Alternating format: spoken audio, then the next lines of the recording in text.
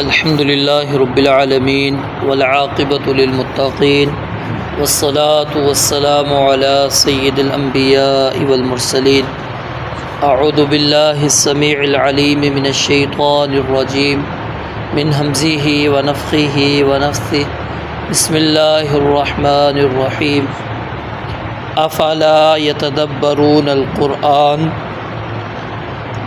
کیا وہ قرآن کریم میں غور و فکر نہیں کرتے؟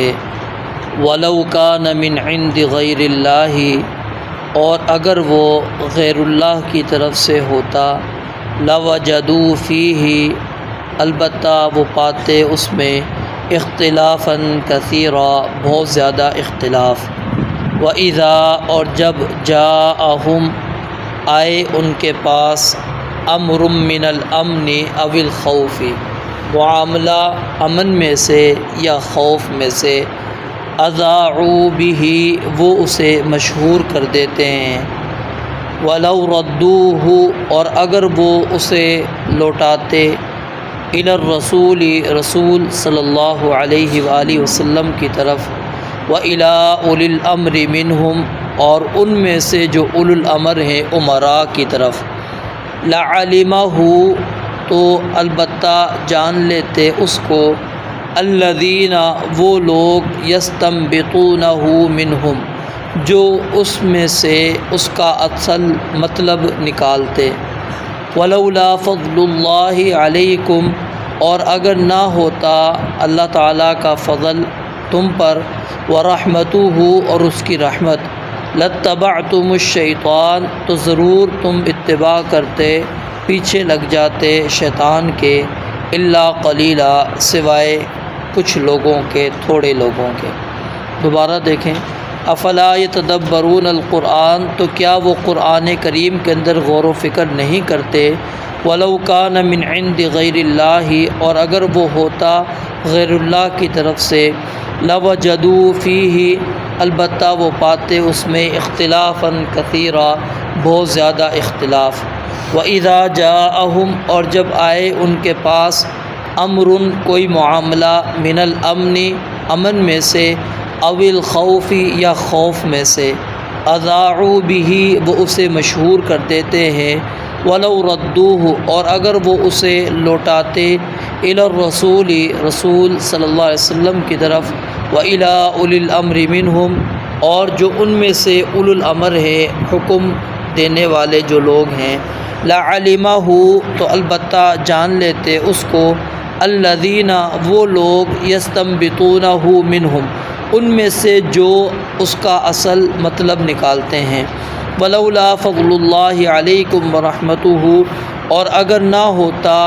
تم پر اللہ رب العالمین کا فضل اور اس کی رحمت، لاتبعتم الشیطان، تو تم پیروی کرتے شیطان کی، الا قلیلا، سوائے تھوڑے لوگوں کے۔ پہلی آیت کے اندر اللہ تعالیٰ نے قرآن کریم کی حقانیت بیان کی، اور یہ قرآن کریم کی حقانیت کو یہاں پر کیوں بیان کیا گیا ہے؟ کیونکہ جو منافقین تھے اور جو کفار تھے، وہ اپنے عزائم سے اور اپنے مقاصد سے پیچھے نہیں ہٹ رہے تھے، اور وہ مسلمانوں کے اندر وہی کام کر رہے تھے جو مسلمانوں کی جڑوں کو ختم کرنے والا تھا، مسلمانوں کو نقصان پہنچانے والا تھا۔ تو اس لیے اللہ رب العالمین نے قرآن کریم کی حقانیت کو بیان کر دیا، اور یہ قرآن کریم کی جو حقانیت یہاں پر بیان کی گئی ہے، یہ در حقیقت رسول اللہ صلی اللہ علیہ وسلم کے نبوت جو ہے، آپ کا سچا ہونا، کہ آپ اللہ کے سچے نبی ہیں، اس کو بطور دلیل بنا کر اللہ تعالیٰ نے پیش کیا ہے۔ تو قرآن کریم تین اعتبار سے رسول اللہ صلی اللہ علیہ وسلم کے لیے دلیل ہے کہ یہ آپ علیہ الصلوۃ والسلام واقعی اللہ کے نبی ہیں۔ ایک تو اپنی فصاحت اور بلاغت کے اعتبار سے، کہ قرآن کریم میں کہیں پر بھی آپ پڑھ لیں، فصاحت و بلاغت میں کہیں پر بھی فرق نہیں آیا،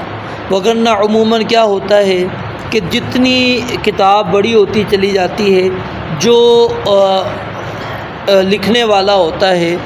اس کا کہیں نہ کہیں پر فرق آ جاتا ہے، یعنی جو وہ ادب لے کر چل رہا ہوتا ہے یا ایک ترتیب لے کر چل رہا ہوتا ہے اس کے اندر فرق آ جاتا ہے، الفاظ کا جو چناؤ وہ کر رہا ہوتا ہے وہ اس طرح نہیں ہو پاتا، کہیں نہ کہیں پر غلطی موجود ہوتی ہے اس کی کتاب کے اندر، اور جتنی بڑی کتاب ہوگی اتنے میں یعنی کہ غلطی کے امکانات ہوتے ہیں جو فصاحت اور بلاغت کے اعتبار سے ہوتے ہیں۔ لیکن قرآن کریم کے اندر ہمیں کہیں پر بھی یہ چیز نظر نہیں آتی، جہاں سے بھی ہم پڑھتے ہیں وہیں پر قرآن کریم اپنی فصاحت اور بلاغت کے اعتبار سے اعلیٰ مقام پر ہے۔ اور دوسرا، اس کے اندر اللہ رب العالمین نے غیب کے امور جو ہیں ان کی خبریں دی ہیں۔ اور تیسری بات کہ اختلاف اور تناقض سے بالکل یہ قرآن کریم پاک ہے۔ تو اللہ رب العالمین نے فرمایا کہ اگر یہ قرآن کریم اللہ تعالیٰ کے علاوہ کسی اور کی طرف سے ہوتا تو اس کے اندر بہت زیادہ اختلاف پایا جاتا، تو ہم قرآن کو پڑھتے ہیں، اس میں ہمیں تھوڑا سا بھی اختلاف نہیں ملتا، چاہے جائے کہ بہت زیادہ اختلاف انسان کو نظر آئے۔ تو اس لیے قرآن کریم کے اندر جب کسی قسم کا کوئی تناقض نہیں، کسی قسم کا کوئی اختلاف موجود نہیں ہے، تو یہ اس بات کی دلیل ہے کہ آپ اللہ کے سچے نبی ہیں، کیونکہ آپ نے اپنی طرف سے اس کو گھڑا نہیں ہے۔ اور پھر اللہ رب العالمین نے یہاں پر جو یہ بات بیان فرمائی کہ افلا یتدبرون القرآن، اس سے علماء نے یہ مسئلہ بھی ایک نکالا ہے کہ اگر انسان اپنے شکوک و شبہات کو دور کرنا چاہتا ہے اس کے لیے اس کو قرآن کریم کے اندر تدبر کرنا پڑے گا، تدبر کیے بغیر وہ اپنے شکوک و شبہات کو دور نہیں کر سکتا۔ تو جو بندہ قرآن کریم کے اندر تدبر کرتا ہے اللہ رب العالمین اس کو شکوک و شبہات سے کیا کر دیتے ہیں، پاک کر دیتے ہیں، اور جو تدبر نہیں کرتا وہ پھر قرآن کریم کو ہی پڑھ رہا ہوتا ہے لیکن اس سے وہ غلط مسائل نکال رہا ہوتا ہے اور غلط راستے پر وہ قرآن کریم ہی اس کو لے کر جا رہا ہوتا ہے۔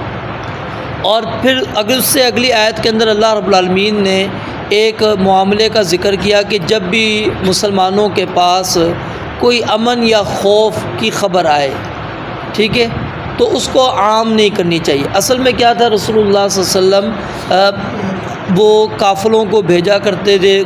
سرایا آپ بھیجا کرتے تھے، ٹھیک ہے، تو مختلف ٹولیاں آپ مختلف علاقوں کے اندر بھیجا کرتے تھے۔ تو مدینہ وہ مسلسل جو ہے حالت جنگ کے اندر تھا، مسلسل حالت جنگ کے اندر تھا، اور وہاں پر اس قسم کی خبریں آنا عام تھی، کیونکہ آپ نے سریہ بھیجا کہیں پر، اب وہاں کے متعلق کوئی بھی خبر اڑا دی جاتی کہ جتنی مسلمان شہید ہو گئے، مسلمانوں کو یہ نقصان اٹھانا پڑ گیا، ٹھیک ہے۔ اب یہ خبر جب آتی ہے تو ظاہر ہے جو پیچھے والے لوگ ہوتے ہیں ان کے لیے ان کے حوصلوں کو کیا کر دیتی ہے، پست کر دیتی ہے۔ تو اللہ رب العالمین نے فرمایا وہ چاہے امن والی خبر آئے، امن کی خبر کیا ہے کہ یعنی مسلمان کامیاب ہو گئے، مسلمانوں نے غلبہ حاصل کر لیا، مسلمانوں نے جو اتنا کیا نام ہے مال غنیمت حاصل کر لیا، اتنے کافروں کو مار دیا، یہ امن والی خبریں، ٹھیک ہے۔ اللہ کہتے ہیں وہ بھی، یا پھر خوف پھیلانے والی جو خبریں ہیں، اذاعوا بہ، منافقین تو اس کو کیا کر دیتے ہیں، پھیلا دیتے ہیں، اس کو آئی خبر اور جیسی سنی پھیلا دی۔ اس کی آج کی مثالیں ہم سمجھ لیں اس طرح کہ سوشل میڈیا پر جو خبر ہمارے سامنے آتی ہے ہمیں اچھی لگتی ہے ہم پھیلا دیتے ہیں، ٹھیک ہے۔ اب مخالف ہمارے خلاف یعنی کہ مخالف پارٹی کے اندر وہ بندہ ہے، اس کے متعلق خبر ہے تو بڑی جلدی ہم اس کو پھیلا رہے ہوتے ہیں، ہم نہیں دیکھتے کہ اس کی خبر کے اندر کتنی صداقت ہے، اس کے اندر کتنا جھوٹ ہے، ہمیں اس سے کوئی سروکار نہیں ہوتا، صرف کیا ہوتا ہے جی خبر آئی ہے پھیلا دو، اس کو عام کر دو۔ یہ اذاعوا بہ، یہ خبروں کو عام کرنا، خبروں کو منتشر کرنا، پھیلا دینا، یہ اللہ رب العالمین نے فرمایا منافقین کا کام ہے۔ اگر وہ اللہ فرماتے ہیں وَلَوْ رَدُّوهُ إِلَى الرَّسُولِ وَإِلَىٰ أُولِي الْأَمْرِ مِنْهُمْ، اگر اس خبر کو وہ رسول اللہ صلی اللہ علیہ وسلم تک پہنچاتے، آپ کو بتلاتے کہ جی آپ نے جو قافلہ بھیجا تھا اس کا یہ نقصان ہو گیا ہے، ٹھیک ہے، تو آپ تک وہ خبر آتی، یا جو اولو الامر تھے یعنی اس کے بعد آپ کے بعد جو حکمران ہوں گے ان تک اگر وہ خبر پہنچائی جائے، لَعَلِمَهُ الَّذِينَ يَسْتَنبِطُونَهُ مِنْهُ، تو ضرور جان لیں گے وہ لوگ جو گہرائی میں جا کر، نبت اصل میں کیا کہتے ہیں کہ وہ پانی جو کنواں کھودتے وقت سب سے پہلے نکلتا ہے، اور پانی گہرائی کے اندر جا کے نکلتا ہے۔ یہ نہیں ہے کہ آپ نے یوں مارا اور فوراً پانی آ گیا، ٹھیک ہے؟ تو پانی کا یعنی جو پہلا گہرائی کے اندر جا کر جو پہلا قطرہ نکل رہا ہوتا ہے، پہلی مرتبہ جو پانی نکل رہا ہوتا ہے، اس کو کیا کہتے ہیں عربی زبان میں؟ نبت۔ اور استنباط کس کو کہتے ہیں؟ تحقیق اور بات کی تہ تک پہنچنا، تحقیق کرنا اور بات کی تہ تک پہنچنے کو استنباط کہتے ہیں۔ اور اسی طرح جو مخفی بات ہے اس کی حقیقت کو معلوم کر لینا، اس کو بھی نبت کہتے ہیں عربی زبان کے اندر۔ تو یعنی کہ وہ لوگ اس خبر کی گہرائی کو پہچان لیں گے۔ اب جو یعنی کہ ماہر ہوتے ہیں ان چیزوں میں، تجزیہ نگار ہوتے ہیں، ان کو آپ خبر سنائیں، وہ آپ کو بتا دیتے ہیں سننے کے بعد کہ یہ خبر سچی ہے یا جھوٹی ہے۔ کیوں کہ وہ اس کی لفاظیت سے اور اس خبر کی بیان کرنے سے ہی وہ اندازہ لگا رہے ہوتے ہیں کہ اس کے اندر کتنی صداقت اور کتنی کذابت موجود ہوتی ہے۔ ایک تو تھوڑا سا ان کو یہ اندازہ ہو جاتا ہے، اور پھر دوسرا ظاہر ہے جو اس قسم کے لوگ ہوتے ہیں ان کے اپنے وسائل ہوتے ہیں، اپنے وسائل ہوتے ہیں، اور ان وسائل کے ذریعے سے وہ اس کی تہ تک پہنچ سکتے ہیں کہ واقعی یہ معاملہ ہوا ہے یا نہیں ہوا، اس قسم کا معاملہ ہے یا نہیں ہے، ٹھیک ہے؟ تو جب خبر پہنچائی جائے گی اولو الامر کو یا رسول اللہ صلی اللہ علیہ وسلم کو، تو اللہ رب العالمین فرماتے ہیں تو وہ ان کو پتہ ہے کہ اس خبر کو عام کرنا چاہیے یا نہیں۔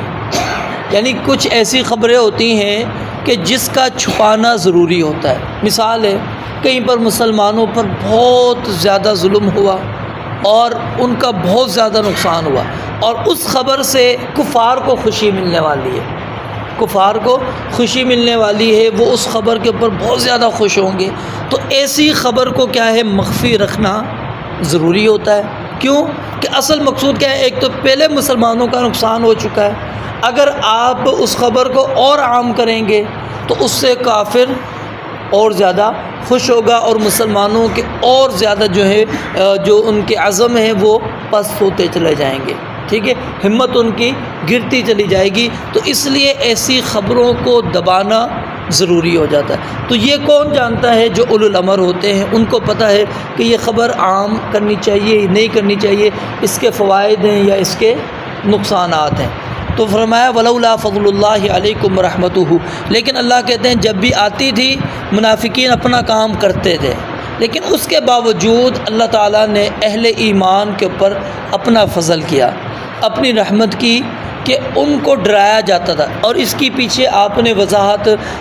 جنگ احد کے بعد پڑھ لی تھی۔ جنگ احد کے بعد کیا نام ہے خبر دوبارہ آئی کہ جی کافر دوبارہ حملہ آور ہونے والا ہے، ٹھیک ہے؟ الذین قال لهم الناس ان الناس قد جمعوا لكم، کہ دوبارہ وہ تمہارے لیے جمع ہو رہے ہیں، فخشوهم، ان سے ڈرو۔ لیکن اللہ کہتے ہیں فزادہم ایمانا، مسلمان اس خبر کو سن کر کمزور نہیں ہوئے بلکہ ان کا ایمان اور بڑھ گیا۔ پھر آپ نے کیا کروایا؟ ان کا تعاقب کروایا، اس کو حمراء الاسد غزوہ کہا جاتا ہے، یعنی حمراء الاسد تک آپ نے پھر ان کا تعاقب کیا کفار کا کہ کیا واقعی وہ آ رہے ہیں یا نہیں آ رہے ہیں اس خبر کے بعد۔ تو اذاعوا بھی وہ پھیلاتے تھے، لیکن اللہ فرماتے ہیں تم پر اللہ کا فضل تھا، اس کی رحمت تھی کہ جس کی وجہ سے تمہیں ایسی خبریں نقصان نہیں پہنچاتی۔ لتبعتم الشیطان، اگر اللہ کا فضل اور رحمت نہ ہوتا تو تم بھی شیطان کے پیچھے چل پڑتے، یعنی تمہارے بھی عزم حوصلے پست ہو جاتے۔ اور وہ جو خبر جس نے رسول اللہ صلی اللہ علیہ وسلم کی یعنی شہادت کی خبر اور جنگ احد کے اندر پھیلی، پھر آپ پڑھے تاریخ کے اندر کہ بعض صحابہ نے کہا کہ اب جنگ کا مقصد ہی ختم ہو گیا۔ تو اب ایسی خبر انہوں نے جو عام کی، پھر اس کے بعد جب نبی علیہ الصلوۃ والسلام کے بارے میں پتہ لگ گیا نہیں آپ زندہ ہے، تو صحابہ کرام پھر اسی طرح حوصلے کے ساتھ لڑ پڑے۔ تو یہ اس طرح کی خبریں چلتی رہتی ہیں جو مسلمانوں کو نقصان پہنچانے والی ہوتی ہے۔ تو فرمایا اگر تم ان خبروں کے پیچھے چلو گے اور اللہ کا فضل اور رحمت نہیں ہوگا تو یاد رکھو لتبعتم الشیطان، تم شیطان کی پیروی کرو گے، یعنی شیطان کے پیچھے چل پڑو گے۔ جو شیطان اس خبر سے حاصل کرنا چاہتا ہے وہ تم اس کو مقاصد دے دو گے۔ تو اس لیے ہر خبر کو عام نہیں کرنا چاہیے۔ کفا بالمرء کذبا، آپ نے فرمایا انسان کے لیے جھوٹا ہونے کے لیے یہی کافی ہے ان یحدث بکل ما سمع، کہ ہر وہ بات جو اس نے سنی اس کو بیان کر دے۔ یعنی بغیر کسی تحقیق کے وہ سنی سنائی بات کو عام کر دے تو یہ کیا نام ہے، یہ مسلمان کے لیے جھوٹا، انسان کے لیے جھوٹا ہونے کے لیے یہی بات کافی ہے۔ تو اس لیے کوئی بھی بات ہے وہ تحقیق کرنی چاہیے، اور پھر خاص طور پہ قرآن اور حدیث کی جو باتیں ہوتی ہیں تو اس کے اندر بھی انسان کو عام کرنے سے پہلے تحقیق کرنی چاہیے، پوچھنا چاہیے کہ کیا واقعی یہ حدیث مبارکہ ہے یا نہیں ہے۔ اور بس اوقات آپ نے ایسی بھی خبر کیا نام ہے پوسٹیں پڑھی ہوں گی کہ کہا جاتا ہے یہ قرآن مجید کی آیت ہے، حالانکہ نہ وہ قرآن مجید کی آیت ہوتی ہے نہ اس کا کوئی مفہوم ہوتا ہے، بس بنانے والا نے ایک بنایا کہ اللہ تعالیٰ فرماتا ہے، اور مسلمان وہ سمجھتا ہے کہ ہاں واقعی یہ اللہ تعالیٰ کا ہی فرمان ہے، یہ قرآن کریم کا نہیں، یہ اللہ تعالیٰ پر جھوٹ ہو جائے گا۔ تو اس لیے ان چیزوں کے اندر بھی احتیاط لازم ہے، ضروری ہے۔ اللہ رب العالمین سے دعا ہے رب العالمین سمجھنے عمل کرنے کی توفیق عطا فرمائے۔ وآخر دعوانا الحمدللہ رب العالمین۔